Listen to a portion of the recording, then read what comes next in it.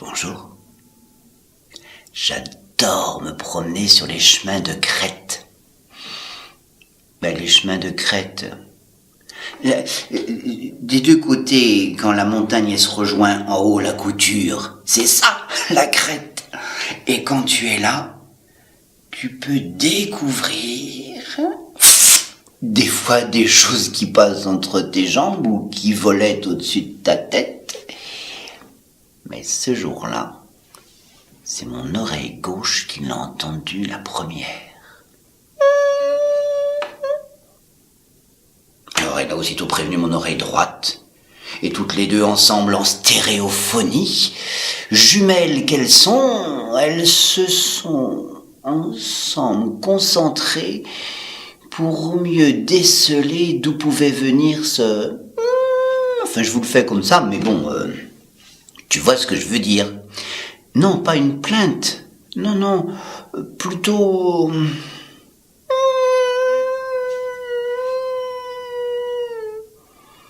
Et puis ça s'arrêtait. Mais ça venait forcément de là-bas. D'en bas, de ce côté-ci. Alors, tranquillement, j'ai mis mes pieds dans l'espèce de petit cheminou qui descendait, une draille, on appelle ça. Ouais, c'est un truc que c'est pas fait pour nos pieds à nous, hein. C'est fait pour les sabots de tous les moutons qui descendent ou qui montent en transhumance, oui. Non, enfin, je veux dire, quand ils vont manger là-haut parce qu'il n'y a plus rien à manger en bas et trop froid en haut, ils redescendent d'en bas, hein. Non, ça n'a rien à voir, mais c'est pour te dire que c'est ce chemin-là. Et plus je descendais, et plus j'avais la sensation que j'arrivais à la rivière. Tranquillement, elle continuait son chemin, mais les poissons s'étaient arrêtés. Et la maman truite, dans le courant à côté de sa cave, je veux dire à côté de sa maison, elle regardait obstinément cet endroit-là. Regarde-moi ça. Un arbre, petit, pas un gros, qui avait décidé d'aller planter ses racines à l'intérieur de la rivière pour s'y baigner tranquillement et en même temps faire de l'ombre pour cacher les poissons, des pêcheurs qui de temps en temps auraient bien aimé faire une friture. Et c'est là entre les racines que la maman truite me montrait que c'est là que ça se passait. Alors, j'ai été voir. Et je l'ai vu. Aussitôt, j'ai levé la tête. Oui, parce que c'était que le reflet qui était là. En fait, ça se passait là-haut, dans la ramure, tout en haut. Et c'était brillant. Mais alors, d'une brillance. Comment monter là-haut ? Ma mère m'a toujours dit, il faut pas grimper aux arbres. Mais enfin là, quand même, j'allais pas la laisser là-haut toute seule à pleurer, forcément. Alors, je m'y suis attelé à grimper, escalader, enjamber pour arriver jusqu'à elle, qui s'agrippait de tous ses bras pour ne pas tomber. Je lui ai dit, crains rien, tu sais, dans ces cas-là, on dit des trucs, histoire de me réconforter, ça a plutôt tendance à angoisser. Alors à un moment, je me suis tu, ça veut dire, j'ai fait le muet, et avec tous mes doigts, j'ai décroché tous ses doigts à elle, et je lui ai fait... Ça a eu l'air de la reposer un peu. Et puis j'ai commencé à descendre et là, elle a recommencé. Je lui ai dit, écoute, arrête, je sais ce que je fais. Mais j'ai compris qu'elle était en train de me dire que si jamais je la ramenais sur terre, elle allait mourir. Mais je lui ai dit, enfin, pourquoi ? Et elle m'a dit, parce que toutes les petites étoiles, quand elles descendent sur Terre, elles meurent. Oui, mais je lui ai dit, je vais pas te déposer par terre. Je vais te garder là, auprès de moi.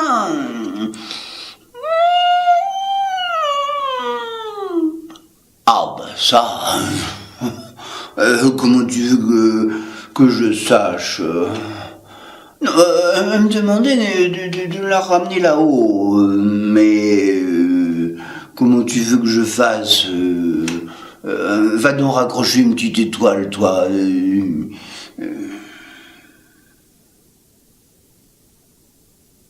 Et c'est là que je m'en suis souvenu. Eh oui, je les avais vus en marchant sur la crête.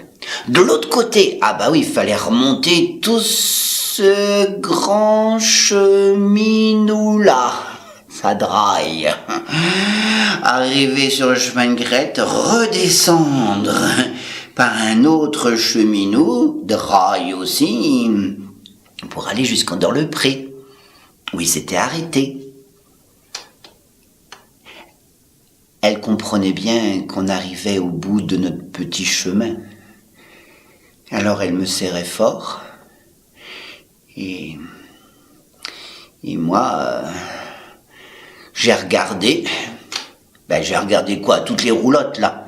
Oui, il y avait plein de roulottes qui étaient en rond. Les roulottes, tu vois bien ce que c'est, les roulottes. Les trucs en bois de guingois avec deux grosses roues sur le côté qui étaient là, bien posées en rond. Et au milieu des roulottes, les licornes. Qui tirent les roulottes, évidemment. Et au milieu des licornes, un grand feu. Et autour du grand feu, entre les licornes et le feu, les gens du voyage. Les circassiens, on les appelle. C'est des gens du cirque, tu vois, qui nous ont vus arriver... en hochant la tête, comme ça. Alors on s'est approché, en passant entre les roulottes, les licornes se sont écartées, on s'est approché de tous ces gens autour du feu qui avaient des têtes qui bougeaient comme ça tous. Mais gentils, hein, tu vois, mais avec des fois avec des... comme ça, tu vois. Et puis à un moment, toutes les têtes se sont arrêtées, tous les regards se sont fixés dans la même direction, sur une roulotte, la seule qui n'était pas ouverte. La seule dont les volets étaient fermés. J'ai compris que c'était là que je devais aller toquer. Alors avec ma petite étoile dans les mains...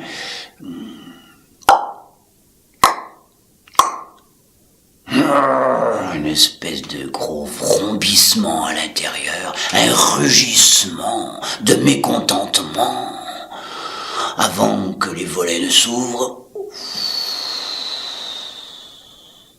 Et une tête toute ronde comme la lune, sans cheveux, avec deux yeux même pas réveillés, mais déjà bien rieurs, et une moue sur le côté de la bouche. Ah, encore, j'arrive, j'enfile mon pantalon et j'arrive. Je me suis retourné vers les gens qui étaient autour du feu et les licornes et tous faisaient de la tête. La porte s'est ouverte de la roulotte. Le monsieur nous a indiqué qu'il fallait le suivre. On l'a suivi un peu à l'écart des roulottes, à l'extérieur. Et là, on est arrivé devant un truc bizarre. Il a pris la grande toile qui couvrait le truc bizarre. C'est une bâche. Une bâche, c'est comme une grande nappe, tu vois.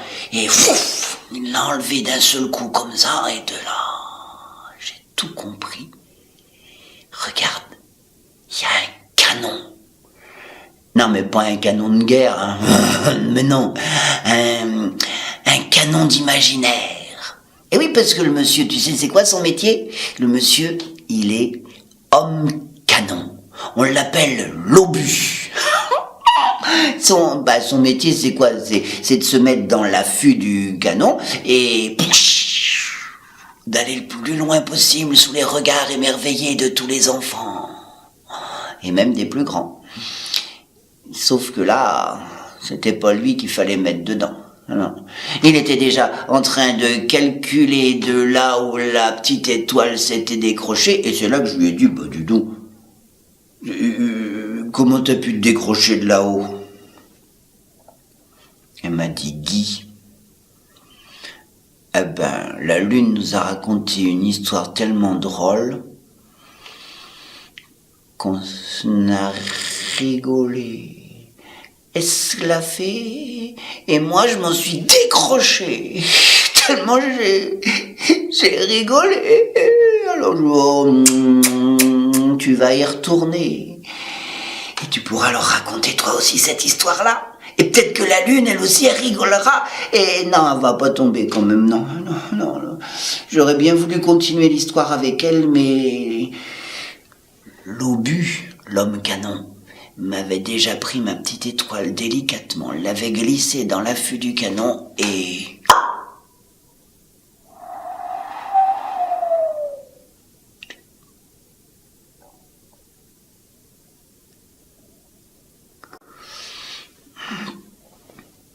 Des fois, dans la journée, même le soir, quand il m'arrive un petit coup de cafard, vite je vais à la fenêtre, je soulève les rideaux, je la regarde